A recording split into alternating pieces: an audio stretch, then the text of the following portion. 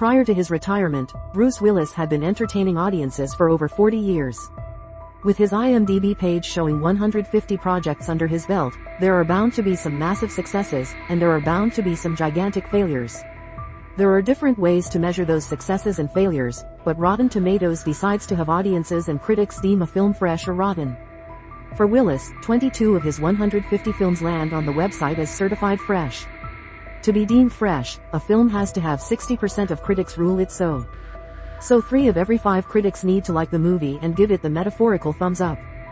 Of course, audiences may disagree with the critics on occasion. There are plenty of occasions where critics call a movie rotten even though the film totally rocks. Everything from hard hitters like Die Hard and The Expendables 2, to animated adventures like Over the Hedge and Beavis and Butt-Head Do America make the fresh list. All the while, great films like Armageddon, The Last Boy Scout, and Death Becomes Her drop below the mark. Now that Willis has tragically been forced to walk away from acting due to a dementia diagnosis, we look back on a career of films that will make you say, yippee-ki-yay. Here are the 22 movies that the critics deem certified fresh and a handful that just missed the mark. Let's start with Bruce Willis' most famous role, his legacy character, John McClane. Overall, critics believe Die Hard is a fresh franchise. 3 of the 5 films in Willis' iconic series made the cut, while 1 barely missed the mark, and the 5th fell far short. According to a roundup on Rotten Tomatoes, here is where they landed. Die Hard put Willis on the map in 1988, arguably changing the face of action movies everywhere. Willis wasn't a hulking action star like Arnold Schwarzenegger and Sylvester Stallone, or a martial artist like Chuck Norris, Steven Seagal, or Jean-Claude Van Damme. Instead, he was the everyman, and critics and audiences alike responded to him. The first movie gave him his top-rated critic score of 94%. The follow-up to that film, Die Hard 2, Die Harder, landed in 1990 with a 70% critic score. Then the fourth one, Live Free or Die Hard, hit the screens in 2007 with an 82%. It is a travesty that the third film in the franchise, Die Hard with a Vengeance, barely missed the mark with 58%. Dropping in 1995 and adding bitter New Yorker Jesus, Samuel L. Jackson, to the mix to face off against Simon, Jeremy Irons, was likely the most fun you could have in an action movie that year. Heat and Desperado could give it a run for its money for sure. The most recent film, A Good Day to Die Hard, released in 2013 to a dreadful 15%, effectively killing the franchise. Now for the best movies, according to critics, not carrying the Die Hard title. 1994 and 2012 were big years for Bruce Willis, as all 4 films that scored in the 90s, along with Die Hard, were released in one of those 2 years. 1994 saw one of the most iconic movies of the decade, and maybe a few decades after it, Pulp Fiction. Not only was it a big moment for Willis, who played Butch, but it was also a significant career moment for Samuel L. Jackson, Ving Rhames, Uma Thurman, and John Travolta. It became one of Quentin Tarantino's most popular films, and it makes sense how it landed as one of Willis' top movies of his career. That same year also saw him team up with Paul Newman, Jessica Tandy, and Melanie Griffith in Nobody's Fool. The former film scored a 92% from the critics, while the latter landed a 91%. 2012 saw his other 2 films in the score bracket, both landing a 93% on Rotten Tomatoes.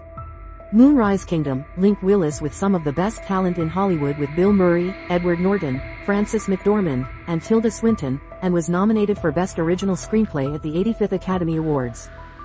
He also starred in the sci-fi action film, Looper, which pitted him against himself, a younger version played by Joseph Gordon-Levitt, and also featured a fierce Emily Blunt. Other than the second highest Die Hard on the list, Live Free or Die Hard, there were only 2 other films in Bruce Willis' filmography that landed a score in the 80s. And they were both mind-melters. In contrast to the 4th installment of his John McClane legacy that pits him against Thomas Gabriel, Timothy Olyphant, and Maggie Q, with the help of Matt, Justin Long, and his now-grown daughter, Lucy, Mary Elizabeth Winstead, the other 2 films saw him facing off against entirely different kinds of villains. The first mind-melter in the 80s score bracket is 12 Monkeys, scoring an 88%. The film sees Willis playing a convict named James Cole, who is sent back in time from 2035 to the 1990s to try and prevent a viral outbreak that kills a large portion of the human population. There are twists and turns in Brad Pitt, and everything you could want from a science fiction thriller. Then there is 1999's The Sixth Sense, coming in with 86%. This groundbreaking film saw Willis Malcolm Crowe, a child psychologist, surviving a home invasion before working with 9-year-old Cole Sear, Haley Joel Osment. The film's climax is one of the most famous movie endings when Cole, who had been seeing deceased people, reveals that Crowe had been dead all along. It was one of the twists that made M. Night Shyamalan a star and gave us one of the most famous movie lines ever in I See Dead People. The 70s seem to be where Bruce Willis makes his money, as nearly half of the fresh films in his filmography float around that bracket.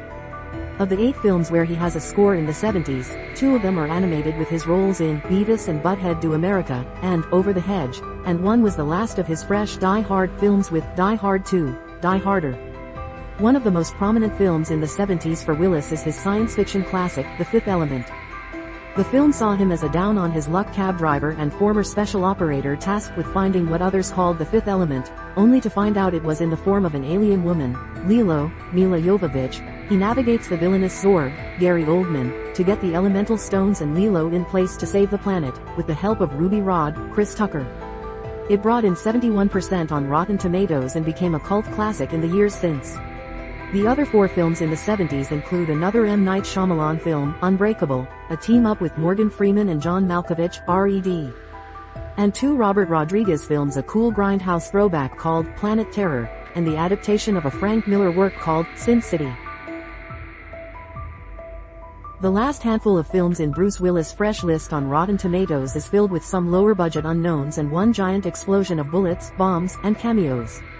While the 60s are the lowest-rated films to be still considered fresh, there are some really good picks in here if you want to have a quiet movie night at home.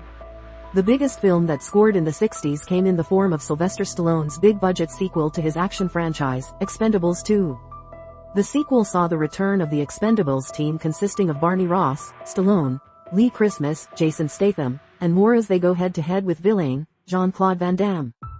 Willis plays Church, an assumed CIA stooge who appears briefly in the first to give them their mission but gets to get his hands dirty this time around. Another great pick from the list of 60s is Hart's War, following Lieutenant Hart, Colin Farrell, as he is taken to a POW camp in World War II. While in the camp, he comes face to face with a racial controversy as a black soldier, Terrence Howard, is put on trial for the murder of another soldier, Cole Hauser. Willis plays the highest-ranking American prisoner and leads the cast through the twists and turns of the story. Also included in the list of 60s are Mortal Thoughts, Bandits, Motherless Brooklyn, and In Country.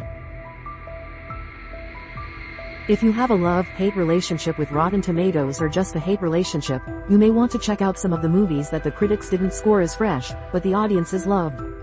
Here are 4 movies that just missed the mark but audiences received much better.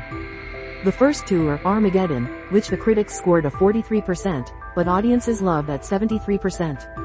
And we could never leave out Die Hard with a Vengeance, which just barely missed with a 58%, but fans didn't forget it by giving it an 83%. One of the tragically underscored films by the critics in Bruce Willis' career came in 2006 with Lucky Number 11. The film sees Willis, an assassin paid by the 2 top criminal bosses in the city, the boss, Morgan Freeman, and the rabbi, Sir Ben Kingsley, to kill the other instead. He manipulates Slevin, Josh Hartnett, into doing the job, only for the audience to discover there is more to all of them than meets the eye.